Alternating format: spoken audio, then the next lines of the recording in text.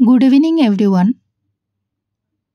অনামিকা কিচেনে সকলকে স্বাগত জানিয়ে আজকের ভিডিওটা স্টার্ট করছি। আজকে আমি ঘুগনির একটা রেসিপি তোমাদের সাথে শেয়ার করলাম। প্রথমে চানাটাকে ভালো করে ধুয়ে জলের মধ্যে ভিজিয়ে রেখেছিলাম 7-8 ঘন্টার মতো। তারপর প্রেসার কুকারের মধ্যে জল দিয়ে দিয়েছিলাম, চানাটা দিয়ে পরিমাণ মতো নুন দিয়ে দিয়েছিলাম, সাথে একটা আলুকে ভালো করে কেটে টুকরো টুকরো করে আমি প্রেসারের মধ্যে দিয়ে 5টা সিটি মেরে নিয়েছিলাম। মিক্সার গ্রাইন্ডারে রসুন, আদা, পেঁয়াজ, কাঁচা লঙ্কা সব কিছু একসাথে পেস্ট করে নিয়েছিলাম। কড়াইতে সরষের তেল দিয়ে দিয়েছিলাম। তেলটা গরম হয়ে যাওয়ার পর শুকনো লঙ্কা ফোড়ন দিয়ে দিয়েছিলাম। শুকনো লঙ্কাটা অল্প ভালো করে ভেজে সাথে পেঁয়াজ কুচি দিয়ে দুটাকে একসাথে ভালো করে ভেজে নিয়েছিলাম। পেস্ট করে রাখা রসুন আদার পেস্টটাও দিয়ে দিয়েছিলাম, একসাথে ভালো করে নাড়াচাড়া করে নিয়েছিলাম। আরেকটা কড়াইতে সয়াবিনকে একটু সিদ্ধ করে নিয়েছিলাম, ওটাকে তেলের মধ্যে ভেজে নিয়েছিলাম। সয়াবিনটা উঠিয়ে দিয়ে দিয়েছিলাম গ্রেভির মধ্যে, ওটাকে দিয়ে আবারও নাড়াচাড়া করে নিয়েছিলাম।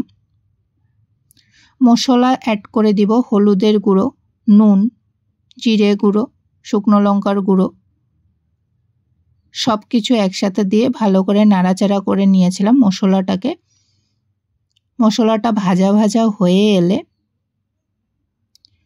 প্রেসারে রাখা সিদ্ধ করে রাখা ঘুগনিটা দিয়ে দিয়েছিলাম। আলুও ছিল, ঘুগনিও ছিল, একসাথে সব কিছু দিয়ে ভালো করে নাড়াচাড়া করে নিয়েছিলাম। মশলাটা মিক্সড করে নেওয়ার পর 10 মিনিটের মতো ঢাকা দিয়ে কুক করে নিয়েছিলাম।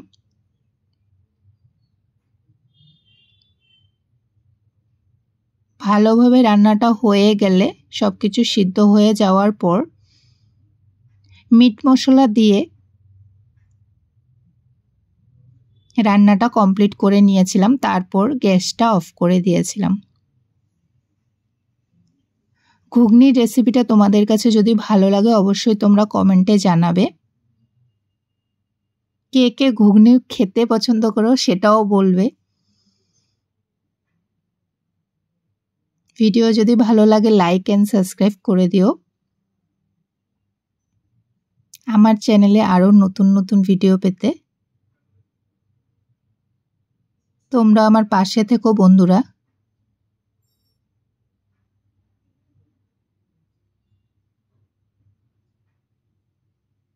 আমার চ্যানেলে আরও নতুন নতুন ভিডিও পেতে